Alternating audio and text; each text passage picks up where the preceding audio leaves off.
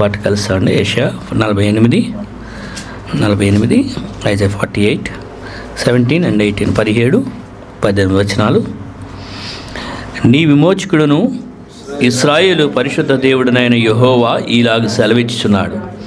నీకు ప్రయోజనము కలిగినట్లు నీ దేవుడునైన యెహోవానగు నేనే నీకు ఉపదేశము చేయుదును. నీవు నడవలసిన త్రోవను నిన్ను నడిపించుదును. నీవు నా ఆజ్ఞలను ఆలకింపవలనని నేనెంతో కోరుచున్నాను. ఆలకించిన ఎడల నీ క్షేమము నది వలెను, నీ నీతి సముద్ర తరంగముల వలెను ఉండును. దేవుడు ఎప్పుడు కూడా తన ప్రజల యొక్క క్షేమాన్ని గురించి ఆలోచించే దేవుడు.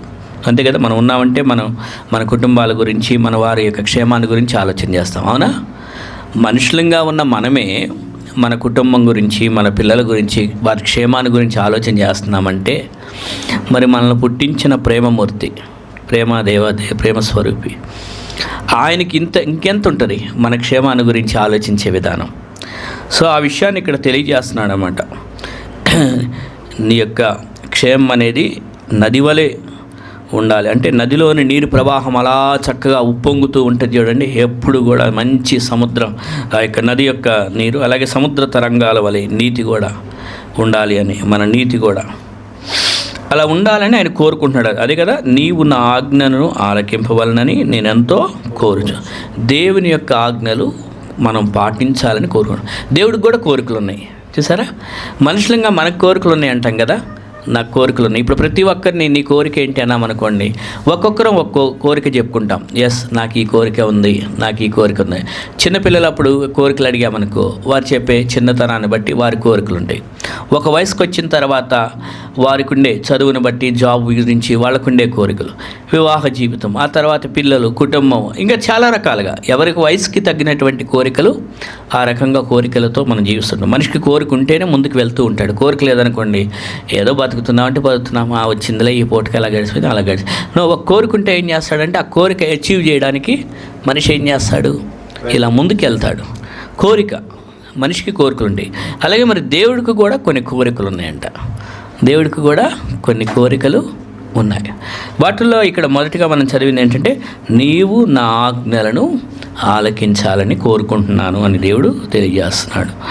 ఎందుకంటే ఇది నీకు ప్రయోజనం కలిగినట్లు అని 17వ వచనం ఉంది. నీకు ప్రయోజనం కలిగినట్లు నీ దేవుడైన యెహోవానగు నేను నీకు ఉపదేశం చేస్తాను. ఉపదేశం అంటే ఆయన మనకి విషయాలు బోధిస్తున్నాడు, తెలియజేస్తున్నాడు. మనకి ప్రయోజనం కలగాలని, క్షేమం కలగాలని, ప్రయోజనం కలగాలని, మన నీతి వర్ధిల్లాలని. ఇదంతా కూడా ఎప్పుడు జరిగిద్దంటే కండిషన్ ఏంటంటే, ఇక్కడ దేవుని ఆజ్ఞలను పాటించినప్పుడు. అది ఆయన కోరుకున్నాడు. అదనమాట కీ అక్కడ ఉంది, ఆజ్ఞలను పాటించడం. దేవుని యొక్క అంటే దేవుడు మనకి కొన్ని విషయాలు చెప్తాడు. ఇగో నువ్వు ప్రేమించు, క్షమించు, దయగా ఉండు, జాలిగా ఉండు, ఇట్లాంటివి చెప్తాడు కదా. ఆయన చెప్పినటువంటి ఈ ఆజ్ఞలను ఎప్పుడైతే పాటిస్తామో అది మనకి క్షేమం, ప్రయోజనం. అదే ఆయన కోరుకుంటున్నాడు.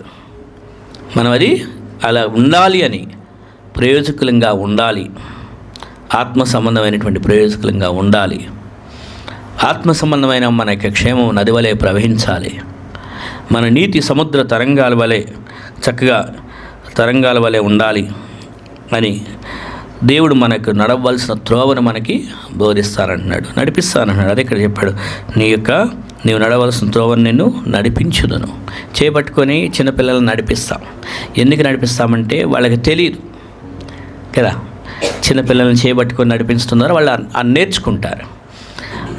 అలాగా దేవుడు నడిపించే దేవుడు. అలాగే మనం ఎక్కడికన్నా ఒక ప్రాంతానికి వెళ్ళామనుకోండి, ఒక టూరిస్ట్ ప్లేస్కి, అక్కడ మనకు ఒక గైడ్ అవసరం అవుతాడు. గైడ్ని పెట్టుకుంటే ఆ గైడ్ ఏం చేస్తాడంటే తెలియజేస్తాడు, ఇదిగో ఇది ఇలాగా, ఇది ఇలాగా, ఇది ఇలా అంటే ఆయన మనకు అక్కడ తెలియజేసి నడిపిస్తాడు.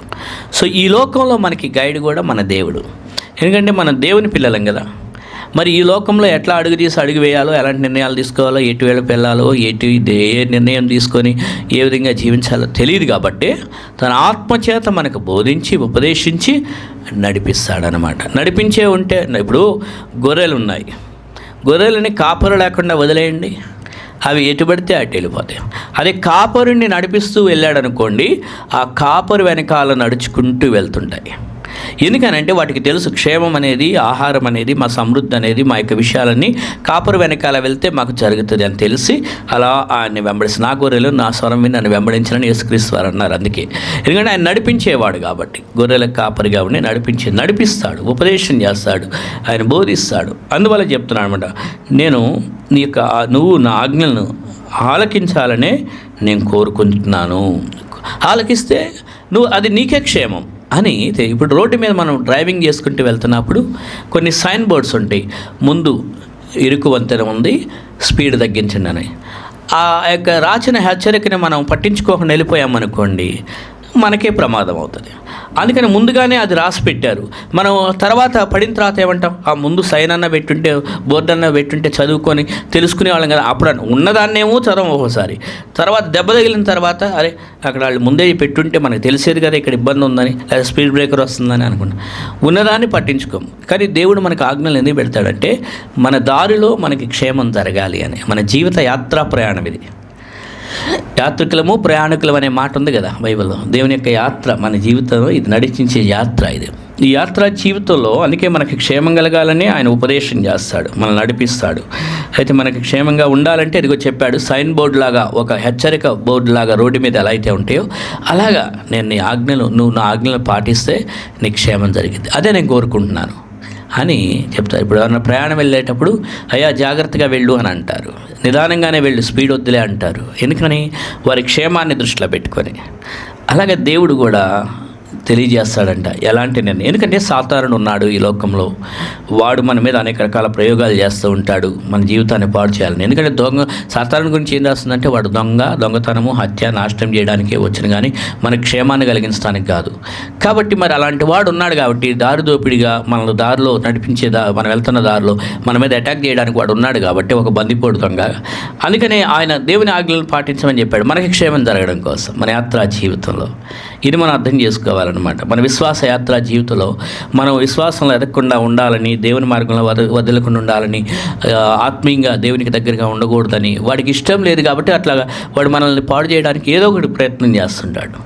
కానీ దేవుడు మాత్రం ఆయన ఉపదేశం ఇచ్చి నువ్వు నా ఆజ్ఞలను పాటించు అని చెప్తున్నప్పుడు ఆ ఆజ్ఞ మేరకు మనం ముందుకు వెళ్ళామనుకోండి, మన యాత్రా జీవితం అనేది క్షేమంగా సాగుతుంది. సో దేవుడు కోరుకుంటుంది ఏంటంటే నా ఆజ్ఞలను ఆలకించాలి అని ఆయన కోరుకుంటున్నాడు అన్నమాట.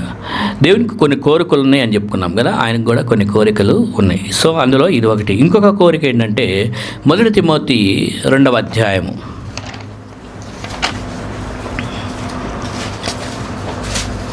1 తిమోతి 2వ అధ్యాయంలో 4వ వచనం. మనుషులందరూ రక్షణ పొంది సత్యమును గూర్చిన అనుభవం గలవారై ఉండవాలని ఇచ్ఛయించుచున్నాడు. సో దేవుడు ఇచ్ఛయించున్నాడంటే ఆయనకి ఇష్టమైనది, ఆయన యొక్క కోరిక ఏంటంటే మనుషులందరూ రక్షణ పొంది సత్యమును గూర్చిన అనుభవం, జ్ఞానం గలవారై ఉండాలి అని కోరుకుంటున్నాడు. అంటే ఎవరిని నశించిపోవడం ఆయనకి ఇష్టం లేదు కదా, అదనమాట దాని యొక్క అర్థం. ఎవరు నశించిపోవడం ఆయనకి ఇష్టం లేదు, మనుషులందరూ కూడా రక్షణ పొందాలి. అందుకనే కదా రక్షణ కోసము చేయవలసిన సిద్ధపాటు కార్యక్రమం ఆయన అందరి కోసం చేశాడు.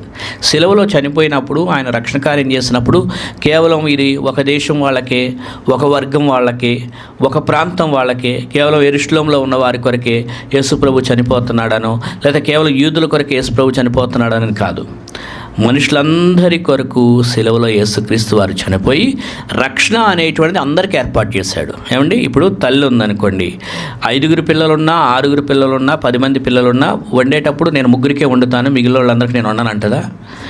ఏ తల్లి అయినా కూడా ఉన్న బిడ్డలందరి కోసం ఆహారం సిద్ధపాటు చేస్తుంది, అందరి కోసం ఆహారం సిద్ధపాటు చేస్తుంది. అయితే ఎవరొచ్చి అయితే ఆహారం తింటారో వారు ఆకలి తీరుద్ది, అంతే కదా. ఆహారం సిద్ధపాటు చేయడం మాత్రం తల్లి అందరి కోసం సిద్ధపాటు చేస్తుంది, ఇంట్లో ఉన్న పిల్లలందరూ తినాలని. కానీ దాన్ని వచ్చి తిన్నవారికే ఆకలి తీరి వారు ఆరోగ్యంగా ఉంటారు. అలాగే దేవుడు కూడా రక్షణ అనేటువంటిది మనుషులందరి కోసం జరిగించాడు. ఆయన సిలువలో చనిపోయి పాపక్షమాపణ అనేది యేసుక్రీస్తు వారు మనందరి కొరకు, మానవులందరి కొరకు ఏర్పాటు చేశాడు. నేనేదో ఒక వర్గం వారి కొరకే రక్షణ కార్యం చేస్తున్నానని చెప్పలేదు. ఎందుకంటే ఆయన రక్షణ ఇవ్వడానికి అర్హుడు, పాపం లేనివాడు. పాపం లేని ఆయన మన పాపాల కొరకు సిలువలో చనిపోయాడు. చనిపోయి సమాధి చేయబడి తిరిగి లేచి అందుకే ఆయన శక్తి గల దేవుడు అని చెప్తాము. ఎందుకంటే సమాధిని ఎవరైనా చనిపోతే ఇంకా సమాధిలో పెడితే అదే లేస్తాను. కానీ యేసుక్రీస్తు వారి విషయంలో సమాధిలో నుండి తిరిగి లేచి బయటకు వచ్చాడు కాబట్టి ఆయన దేవుడు అని అనటానికి మనకి ఆధారం దొరికిపోయింది. సో అందుకనే ఆయన అంటున్నాడు, రక్షణ కార్యం అయితే అందరి కోసం, అందరూ రండి, సమస్త జనులారా నా యొద్దకు రండి, నేను మీకు విశ్రాంతినిస్తానన్నాడు, పాపక్షమాపణ ఇస్తానన్నాడు, విశ్రాంతి, నెమ్మది, హృదయ కలవరాల నుంచి విశ్రాంతినిస్తాడు, పాపక్షమాపణ. అంటే అందరూ రక్షణ పొందాలి అనేది ఆయన యొక్క కోరిక. మనుషులందరూ రక్షణ కోరి, అంటే సత్య మార్గమును గురించి అనుభవ జ్ఞానం గల సత్యమును అంటే ఎవరు? ఆయనే, యేసుక్రీస్తే సత్యం. అంతే కదా, ఆయన ఏమన్నాడు? నేనే మార్గం, నేనే సత్యం అన్నాడు. ఆయన సత్యము. సో ఆయన్ని గూర్చిన అనుభవ జ్ఞానం అంటే ఆయన ఎవరో తెలుసుకోవాలి, ఆయన ఎవరో అర్థం చేసుకోవాలి. ఈ లోకంలో మనం ఎవరెవరికో ఫ్యాన్స్ ఉంటారు. నేను పలానా వాళ్ళ క్రికెట్ ఫ్యాన్స్ అండి, పలానా సినిమా వాళ్ళ ఫ్యాన్స్ అండి, వాళ్ళ గురించి ఎక్కువగా తెలుసుకుంటారు. బట్ దేవుని గురించి, సత్యాన్ని గురించి, ఆయన సత్యాన్ని గురించి అనుభవ జ్ఞానం కలిగిన వారు తక్కువ ఉంటారు. వేరే వేరే విషయాల అనుభవ జ్ఞానం చాలా ఉంటుంది, కానీ దేవుని యొక్క సత్యమైన అనుభవ జ్ఞానం ఎంతమంది నేర్చుకున్నారు? ఆయన హృదయం ఏంటి, ఆయన ప్రేమ ఏంటి, ఆయన క్షమాపణ ఏంటి, ఆయన ఎంత గొప్ప దేవుడు, ఆయన నా కోసం ఏం చేశాడు, నా కొరకు ఇంకా ఏం సిద్ధపాటు చేసి ఉంచాడు అనేది మనం అనుభవించి చూడాలి. రుచి చూచి తెలుసుకుని అన్నాడు కదా.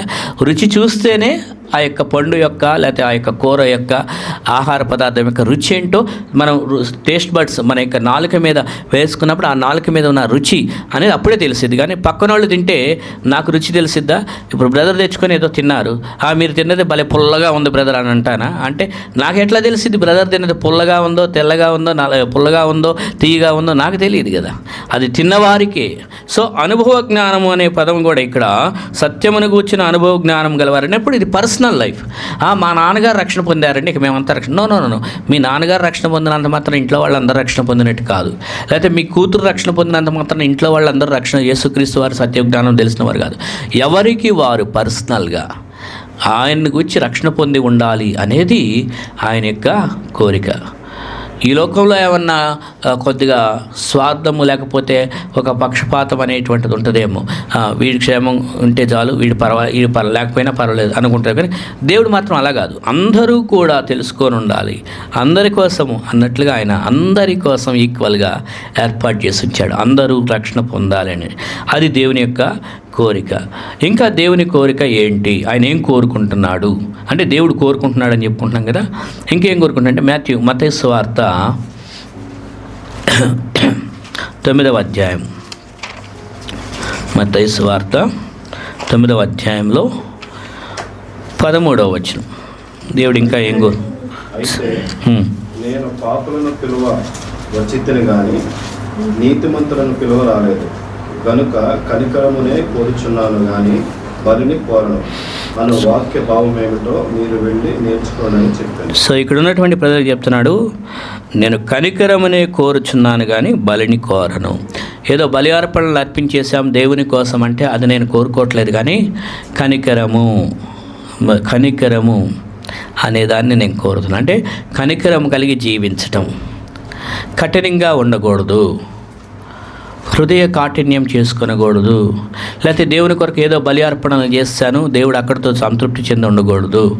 హృదయంలో కనికరం ఉంటే అది కోరుకుంటాడు ఆయన. నేను దేవుని కొరకు ఎన్ని లక్షలు ఇచ్చాను, లేకపోతే ఇంకెక్కడన్నా దేవుని కోసం ఏదన్నా పెద్ద మందిరం కట్టించానా, లేకపోతే మందిరంలో కోసం దేవుని కొరకు ఇంకేదన్నా పెద్ద పెద్ద ఏమైనా వస్తువులు కొనిపించానంటే అవన్నీ పక్కన పెడితే దేవుడు అన్నాడు, అది కాదు నేను కోరుకునేది, కనికరమును. నీ హృదయంలో కనికరం ఉందా, కాఠిన్యం ఉందా? కఠినమైన హృదయాన్ని దేవుడు కోరుకోడు, కనికరము. ఎందుకంటే కనికరంలో ఉన్నటువంటి గొప్పతనం ఏంటంటే, ఆ కనికరం అనేది ఉండటం చేత ఎదుటి వ్యక్తి విషయంలో చాలా ఆ జాలి అనేది ఉండటం వల్ల మన మైండ్కి ఇంకా టెన్షన్ ఉండదు, తెలుసా, రిలీఫ్ ఉంటుంది. చాలా కనికరంగా ఉంటాము, క్షమించేస్తాం, జాలితో ఉంటాం, వదిలేస్తాం. కాబట్టి ఇంకా ఎవరైనా ఏదైనా మనల్ని హర్ట్ చేసినా, గాయపరిచినా కూడా ఇంకా అది మన మైండ్లో ఉండదు అనమాట. అది లేదనుకోండి ఇంకా సగం గోలపోయినట్టే, అంటే సగం టెన్షన్.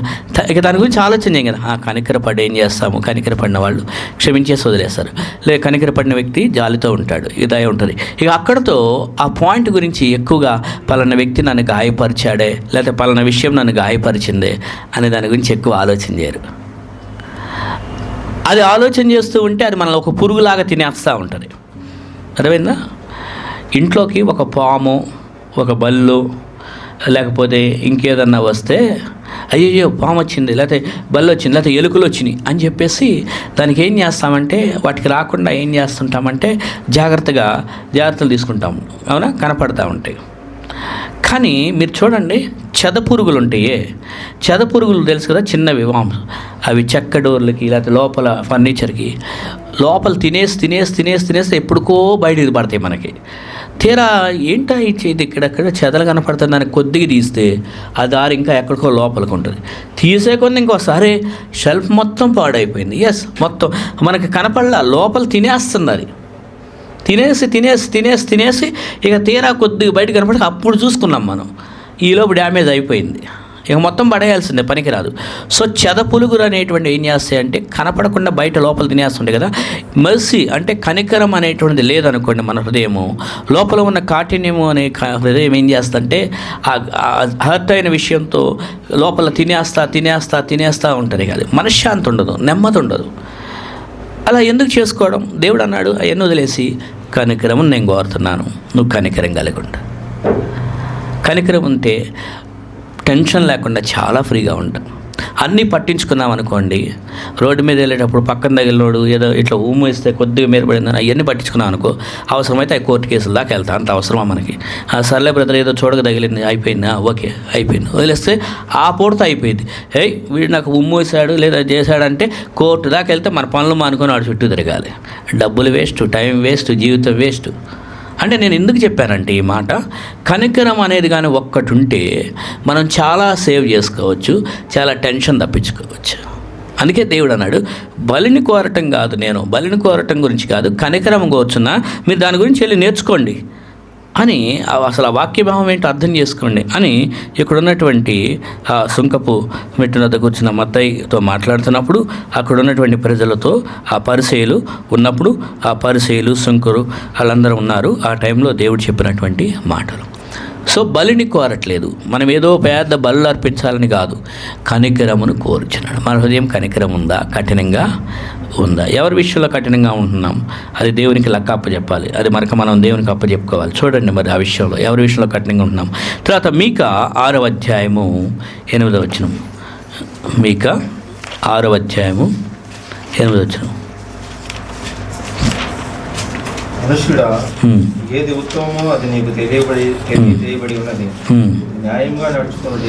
న్యాయముగా నడుచుకొనుటయు కనికరమును ప్రేమించుటయు దీన మనస్సు కలిగి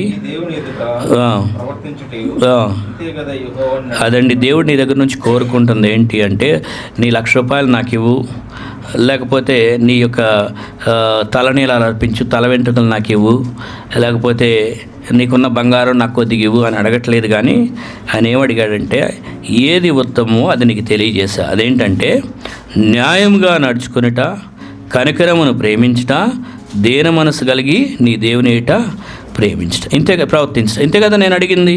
కాబట్టి అదే నేను కోరుకుంటున్నాను అని దేవాతి దేవుడు స్వయంగా చెప్తున్నాడు ఇక్కడ.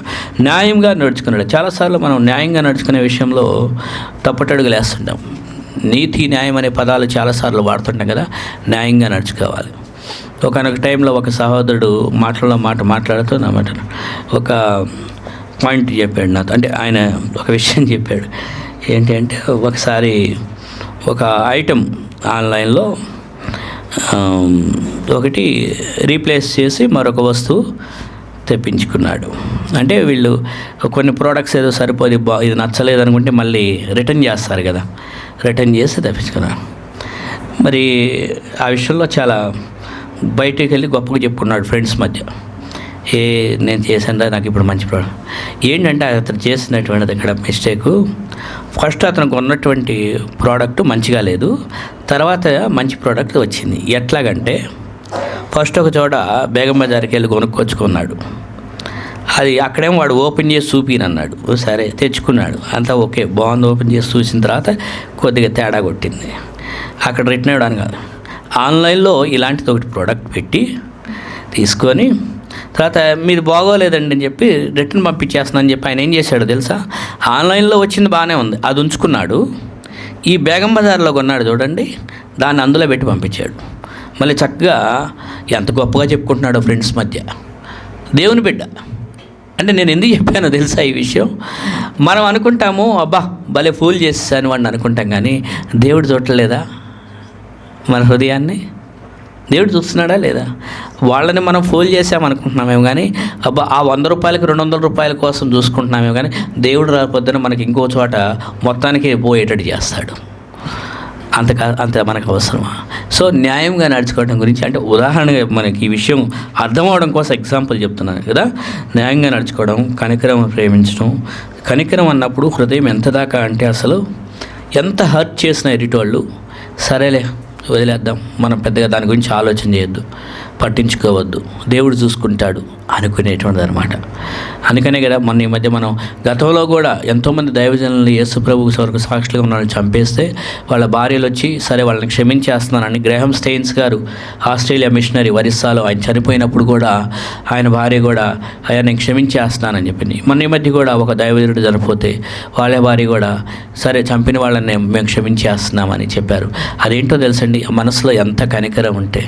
అదే కఠినం చేసుకుంటే ఏమంటారు తెలుసా? అయ్యి పదండి నో ప్రాబ్లం, వెళ్ళి వాళ్ళని ఎంతైనా తేల్చుకుందాం అంటారు. కానీ కనికరం ఉంది, దేవుడు చూసుకుంటున్నాడు కదా అని ఏం చెప్పేసి కనికర హృదయం కలిగి అది అసలు ఇంట్లో ఒక వ్యక్తిని కోల్పోవడం అంటే, తన భర్త చనిపోయాడంటే ఎంత బాధో అది ఎవరు రీప్లేస్ చేయలేరు. కానీ అక్కడ కూడా కనికరమును కోరుచున్నాను అంటే ఎంత గొప్ప విషయం చూడండి. కనికరముతో ఉన్నటువంటి అది ఎంత తేలికైన విషయం కాదండి, కానీ దేవుడు అది కోరుకుంటున్నాడు మన దగ్గర నుంచి. అలా ఉండటం వల్ల చాలా హెడేక్స్ తగ్గిపోతాయి, చాలా అనవసరమైనటువంటి చింతలు వదిలిపోతాయి అనమాట. మన ప్రాబ్లంని ఎక్కువ చేసుకోం, ప్రాబ్లం తగ్గించేస్తామన్నమాట. అది ఆయన కోరుకుంటున్నటువంటి. కాబట్టి ఈ విధంగా దీని మనసు కలిగి కనికరాన్ని ప్రేమించి దేవుని మనుషులు చూసినా చూడకపోయినా దేవుడు చూస్తున్నాడు కదా. నేనేదో మనుషులు చూస్తున్నారని చెప్పి చక్కగా మనుషుల ముందు మోకాళ్ళు వేసి ప్రార్థన చేసి బైబిల్ చదివి అబ్బా వీళ్ళందరూ మెచ్చుకోవాలి నన్ను, బ్రదర్ ఎంత చక్కగా ప్రార్థన చేస్తున్నాడు అనుకుంటే అది నేను దేవుని ఎలా ఉన్నానని దేవుడికి తెలుసు. సున్నం కొట్టిన పరిచయాలు అంటాడు చూడండి, బయటికి ఏమో తెల్లగా ఉంటాయి అంటే సమాధులు అబ్బో మంచిగా ఈ రోజుల్లో ఇంకా ఎక్కువగా మంచిగా అలంకరిస్తున్నారు, కానీ లోపల తవ్వితే కంపు కదా. అంటే సమాధులు సున్నం కొట్టినట్లు హృదయం అలా ఉండకూడదు. మన హృదయము దేవుని ఏట ప్రవర్తించేదిగా ఉండాలని దేవుడు కోరుకున్నాడు. అంటే ఆయనకి ఇంకా ఏదైతే మన స్కానింగ్లో కానీ ఎలా అయితే క్లారిటీగా ఉంటుందో, ఇంకా స్కానింగ్లోనే సరిగా క్లారిటీగా ఉండదేమో, కానీ దేవుని నేత్రాలకి మరుగైనది ఏదీ లేదు. ఆయన సమస్తమును చూస్తున్న దేవుడు. ఇక మరి ఇంకా దేవుడు ఏం కోరుకుంటున్నాడు మన దగ్గర నుంచి అనంటే మరొక మాట కూడా చూద్దాం. 45వ కీర్తన Psalm 45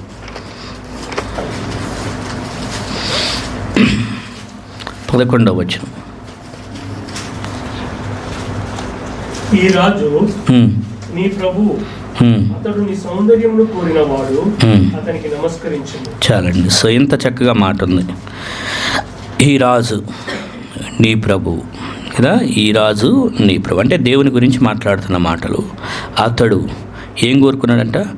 నీ సౌందర్యమును కోరినవాడు, నీ సౌందర్యం కోరినవాడు అతనికి నమస్కారం. మన సౌందర్యాన్ని కోరుకున్నాడంట దేవుడు. దీన్ని మనం తప్పుగా అర్థం చేసుకోకూడదు. మన బ్యూటీ, మన యొక్క అందాన్ని కోరుకున్నాడు అనంటే దీన్ని ఏ విధంగా అర్థం చేసుకోవాలి అనంటే చూడండి, 1 తిమోతి 2వ అధ్యాయంలో 1 తిమోతి 2వ అధ్యాయము 9-10 వచనాలు. 1 తిమోతి 2వ అధ్యాయం 9-10 వచనాలు. స్త్రీలను అనుకవయు సౌత్యు గలవారై ఉంది, తగు మాత్రపు వస్త్రముల చేతనే గాని జడలతోనైనను బంగారంతోనైనను ముత్యములతోనైనను మిగుల వెలగల వస్త్రములతోనైనను అలంకరించుకొనక దైవభక్తి గలవారని చెప్పుకొను. సో దైవభక్తి గలవారమైనట్లుగా తగినట్టుగా సత్క్రియలు చేత సో అక్కడ స్త్రీల గురించి మాట్లాడారు. ఇప్పుడు సంఘము కూడా దేవుని దృష్టిలో సంఘము, క్రీస్తేమో మన వరుడైతే సంఘము ఆయన వధువు. సో ఆయన వధువైన మన సంఘం కూడా దైవభక్తి కలిగిన వారమై ఏ వస్త్రం ధరించుకోవాలంటే అక్కడ ఏమైనా ఉందో, ఏం ధరించుకోవాలి? సత్క్రియల చేత అంటే మంచి క్రియలు. మనం ఎంతమంది సత్క్రియల చేత అలంకరించుకోవాలి? సత్క్రియలు, మంచి క్రియలు అనేటువంటి వాటిని అలంకరణ మనకి. ఏమండి, మనం ఏమి సంపాదించి లేకపోతే ఇంకేది మనం పేరు ప్రతిష్టల కొరకు వేరేది ఏం చేశాము, మన పేరు పక్కన ఎన్ని డిగ్రీలు ఉన్నాయి, లేకపోతే మనం ఎలాంటి కారులో తిరుగుతున్నాము, లేకపోతే ఎంత చక్కని పెద్ద పొజిషన్లో ఉన్నాము అనేది అలంకరణ కాదు, కానీ అవన్నీ మంచియే. కానీ అలంకరణ వచ్చేసరికి ఇక్కడ ఏమైనా ఉందో, అలంకరణ ఏంటంటే సత్క్రియలు. మనం ఏమైనా చేస్తున్నామా? సత్క్రియలు ఏమైనా చేస్తున్నాం అంటే పరలోకానికి వెళ్ళటం కోసం సత్క్రియలు కాదు. పరలోకానికి సత్క్రియలు చేస్తే వెళ్ళాం. ఏమండి, మనుషుల నీతి క్రియలు మురికి గుడ్డలతో సమానమని బైబిలే చెప్పింది. అంటే కొంతమంది ఏంటంటే సత్క్రియలు చేస్తే దేవుడు పరలోకానికి తీసుకెళ్తాడు అని అనుకుంటారు. నో, పరలోకానికి తీసుకెళ్ళడం కోసం సత్క్రియలు కాదు. యేసు ప్రభువునందు విశ్వాసం ఉంచడం ద్వారా మనం పరలోకానికి వెళ్తాం. ఏమండి, యేసు మన పాపాల కొరకు శిలువలో చనిపోయాడని విశ్వసించి యేసును హృదయంలో అంగీకరించిన వారు పరలోకానికి వెళ్తారు. బట్ ఈ సత్క్రియలు ఎందుకంటే దేవుని బిడ్డలం కాబట్టి, దేవుని యొక్క హృదయం సత్క్రియలు చేసే హృదయం కాబట్టి, మరి ఆయన పిల్లలమైన మనము సత్క్రియలు చేయుటకై, అది మనం అర్థం చేసుకోవాల్సింది. మనం రక్షించుకున్నది కూడా దేవుడు ఎందుకంటే సత్క్రియలు చేయటం కోసమే రక్షించుకున్నాడని ఎఫెసీ 2వ అధ్యాయం 10వ వచనంలో ఉంటుంది అనమాట. సత్క్రియలు చేయుటకై దేవుడు మిమ్మల్ని రక్షించుకున్నాడని. రక్షణ పొందటం కోసం కాదండి, రక్షణ పొందడం కోసం సత్క్రియలు కాదు. సో మనం ఎన్ని సత్క్రియలు చేసినా, దేవుడా నేను ఇన్ని సత్క్రియలు చేశా కదా, నువ్వు నాకు పరలోకంలోకి అడ్మిషన్ ఇవ్వు, ఎంట్రన్స్ ఇవ్వు, టికెట్ ఇవ్వంటే అట్లా దేవుడు అది అట్లా పెట్టలేదు దేవుడు. ఆ రూల్ ఏంటంటే పరలోకంలోకి వెళ్ళడానికి ఎంట్రన్స్ మన పాప క్షమాపణకి ఏంటి అంటే యేసుక్రీస్తు వారిని మాత్రం హృదయంలో సొంత రక్షకుడిగా అంగీకరించాలి, ఆయన విశ్వసించాలి. అది ఇంపార్టెంట్. చాలామంది ఇది కన్ఫ్యూజ్ అయ్యి అటు ఇటు దాటి వేసుకుంటాం. నో, రక్షణ పొందిన తర్వాత దేవుని పిల్లలంగా సత్క్రియలు చేయటం మన బాధ్యత. ఏమన్నా కనీసం ఒక 10 రూపాయలన్నా బయటికి తీసి సత్క్రియలు చేస్తున్నాం, మనం వద్దులే ఈ 10 రూపాయలు ఎందుకులే మనం దాచిపెట్టుకుందాం అనుకుంటామా? సత్క్రియలు చేయాలి. ఏ రకంగానైనా సత్క్రియలు చేయడానికి చాలా రకాలుగా ఉన్నాయి. ఎవరైనా అనారోగ్యంగా ఉన్నారా సంఘంలో, వెళ్ళి వాళ్ళకి ఏదైనా వంట చేసి ఒక రోజు హెల్ప్ చేయొచ్చు. లేదా ఇంకెవరన్నా హాస్పిటల్లో ఉన్నారని తెలిసిందా, వెళ్ళి కొద్దిగా ఏమైనా హెల్ప్ చేయొచ్చు. లేదా సంఘంలో ఇంకేదన్నా ఇట్లా సత్క్రియలు చేయడానికి చాలా రకాలు ఉన్నాయి. సో సత్క్రియలు చేయటం అనేది అలంకరణ. ఏమండి, సత్క్రియలు చేయటం అనేది అలంకరణ. నీ రాజు నీ ప్రభువు నీ సౌందర్యమును కోరుచున్నాడు. నీ సౌందర్యం అంటే ఇదండి, నువ్వు చేసే సత్క్రియలే నీ సౌందర్యం. అంతేగాని ఎంత మంచిగా చక్కని స్కిన్ గ్లో అవుతుందా, లేకపోతే చక్కని పళ్ళ వరుస అంతా బాగుందా, లేకపోతే కళ్ళు ఐబ్రోస్ ఎంత బాగున్నాయి, ఆ సౌందర్యం ఆయన కోరుకోవట్లా. ఈ దేహాన్ని ఇచ్చింది ఆయనే, మనం శుభ్రంగా ఉంచుకోవాలి. అట్లా అని చెప్పేసి స్నానం చేయకుండా ఎట్లా పడితే అట్లా ఉండమని కాదు దాని అర్థము. స్నానం చేయకపోతే మన పక్కన ఎవరు కూర్చోలేరు, అది మనకే ప్రమాదం. అలా కాదు, స్నానం చేయాలి, శుభ్రంగా ఉండాలి, మంచి బట్టలు కట్టుకోవాలి, మన డిగ్నిఫైడ్గా ఉండాలి. వర్క్ ప్లేస్లోకి వెళ్ళేటప్పుడు వర్క్ ప్లేస్లో తగ్గట్టుగా ఉండాలి. అక్కడ కూడా నేను నైట్ డ్రెస్ వేసుకొని కూర్చుంటానంటే వర్క్ ప్లేస్లో ఆ రూల్స్ సెట్ అవ్వు. ఎక్కడుండే పద్ధతి అక్కడ పాటించాలి. బట్ ఇక్కడ మాట్లాడుతున్నది మనకి హృదయానికి సంబంధించింది. హృదయం సౌందర్యం. ఈ రాజు నీ ప్రభువు నీ సౌందర్యమును కోరుచున్నాడంటే నువ్వు చేసే సత్క్రియలను కోరుచున్నాడు. ఏమైనా సత్క్రియలు చేస్తున్నామా? ఒకళ్ళకి రక్షణ సువార్త చెప్పి వాళ్ళని ప్రభువులోకి నడిపించడం సత్క్రియ. ఎవరికైనా బాగోలేదంటే వాళ్ళ కొరకు ప్రార్థన చేయటం సత్క్రియ. ఇంకా ఎవరికైనా ఏదైనా హెల్ప్ చేయగలుగుతాం అంటే అది చేయగలిగితే సత్క్రియ. సత్క్రియలు చాలా ఉన్నాయి మనం చెప్పుకుంటూ వెళ్తే. సో నీవు చేసే సత్క్రియలే నీ యొక్క అలంకరణ. అదే దేవుడు నీ దగ్గర నుంచి కోరుతున్నాడు. ఇదే ఈ అలంకరణ గురించి దేవుడు కోరుతున్న ఈ సౌందర్యం గురించి మాట్లాడుతూ మరొక వచనం కూడా 1 పేతురులో 3వ అధ్యాయంలో 1 Peter chapter 3 1 పేతురు 3వ అధ్యాయం 4 and 5 4-5 వచనాలు.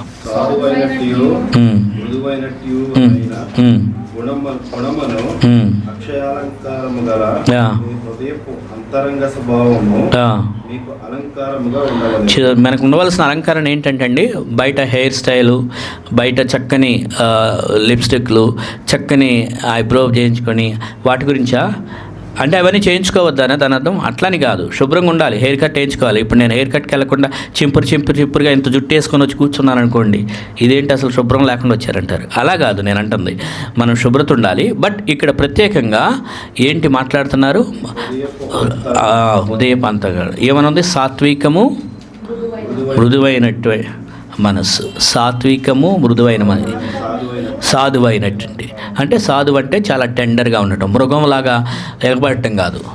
వైల్డ్ నేచర్ అంటేనేమో మృగంలాగా పులులు సింహాలు ఎగురుతూ ఉంటాయి.